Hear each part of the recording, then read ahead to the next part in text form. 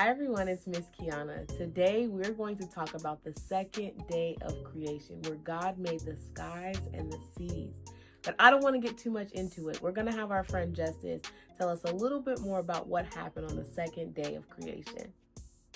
God made the air to divide the water in two. Some of the water was above the air and some of the water was below it.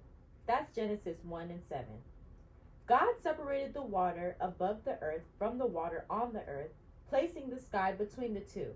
The sky, our atmosphere, is like the blanket of gases that protects the earth. Because of the atmosphere, the sun doesn't burn us to death, and we don't freeze at night when the sun sets. Although we can't see the air, it constantly does what God wanted it to do. So, have you ever asked yourself, what would happen if there was no air? What if the world was covered with water? That's how it used to be when the world began. There was no sky anywhere, and there was no air. God did something amazing on the second day of creation with all that water. He divided the water into parts so there would be water and air. After this, there was sky and there were clouds. The cold or warm wind could blow through the sky and move the clouds around.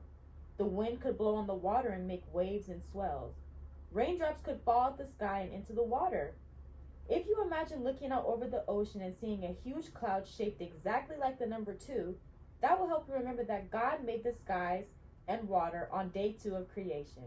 God is truly amazing to think of all these things. Every time we breathe in air, let's think about God and his awesome power. Wow, what would happen if there was no air? I never thought about that. God is truly amazing and awesome. Let's come back and learn more about day 3 of creation.